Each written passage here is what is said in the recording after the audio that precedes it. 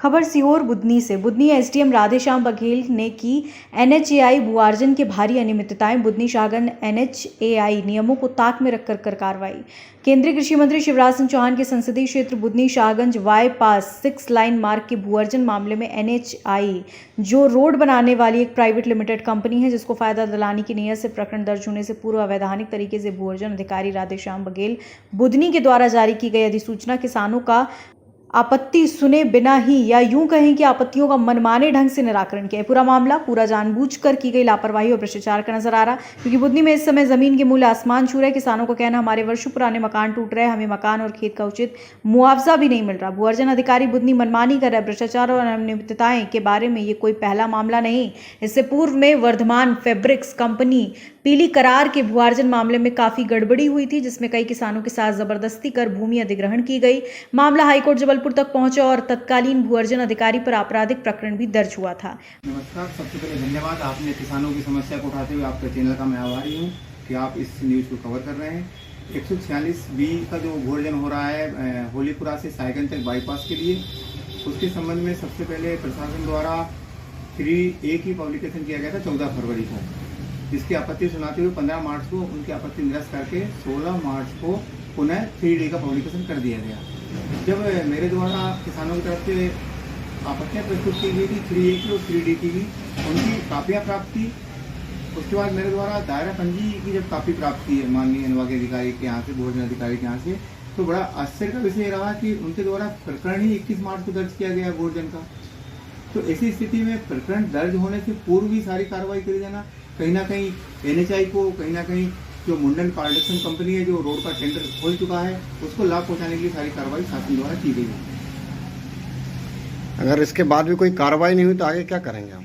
इसके संबंध में सर्टिफाइड प्रमाणित प्रतियां प्राप्त कर चुके हैं 2-3 किसानों के आवेदन अभी पेंडिंग है।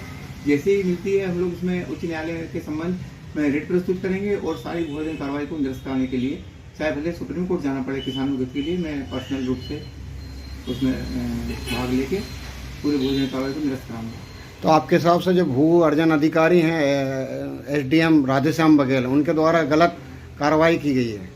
हाँ, निश्चित तौर पे देखिए, जब हम दस्तावेजों का अवलोकन करते हैं, जो प्रमाणित प्रति मैंने आपको उपलब्ध कराई है, कोई भी चीज़ होती है सबसे पहले एनएचएआई द्वारा माननीय भूअर्जन अधिकारी को लेटर लिखा जाता है कि हमें इस क्षेत्र में भूमि अर्जित करनी है। तो भूअर्जन अधिकारी द्वारा एक प्रकरण दर्ज किया जाता है, उसके बाद 3A का पब्लिकेशन होता है, फिर 3D का पब्लिकेशन होता है। लेकिन यहाँ इसके विपरीत देखा जा रहा है कि सारी कार्रवाई होने के पश्चात प्रकरण दर्ज किया गया है।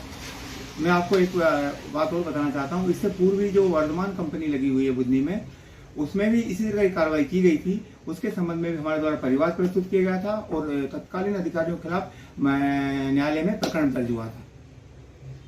Thank you. वो 2 रोड निकल रहे हैं शाहगंज इंदौर वाले, तो इसमें क्या हमारे 60-70 लोगों के मकान इसमें जा रहे हैं रोड में, और अभी तक हमें कोई सूचना या कुछ आज तक दी नहीं, हमें कुछ भी नहीं दिया आज तक। यानी मकान का भू अर्जन या कुछ भी जो भी दावा आपत्ति हमारी वो भी खारिज कर दी है एसडीएम साहब ने। यानी मनमाने तरीके से वो भू अर्जन कर रहे हैं, यानी कोई मूल्यांकन नहीं, कोई नोटिस नहीं, कुछ नहीं हमारे। और हमारी इस साइड भी ज़मीन हमारी है, हमारे ज़मीन में मकान बने हुए और उस साइड भी हमारी ज़मीन है। तो हमने सीएम साहब से भी अनुरोध किया था कि हमारी ये रोड यानी उस साइड में कर दो, इस साइड हमारे मकान जो बच जाएंगे। तो उन चुनाव से पहले हमने चुनाव का बहिष्कार का ही बोला था।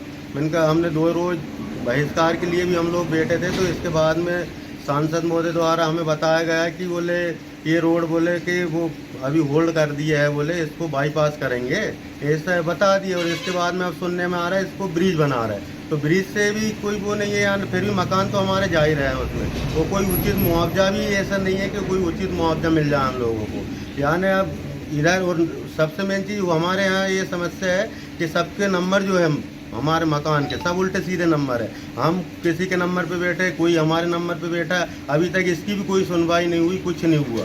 वो कई बार हम दो आपत्ति लगा चुके हैं एसडीएम साहब के पास, एसडीएम साहब ने भी कोई संतोषपूर्ण जवाब नहीं दिया हमारे लिए। खबर भारतवर्ष के लिए सीहोर बुधनी मध्य प्रदेश से ब्यूरो रिपोर्ट। अपने शहर, अपने प्रदेश की ताज़ा खबरों के लिए लाइक करें, शेयर करें, सब्सक्राइब करें और हाँ, बेल आइकन दबाना ना भूलें, क्योंकि खबर हमारी, फैसला जनतंत्र का।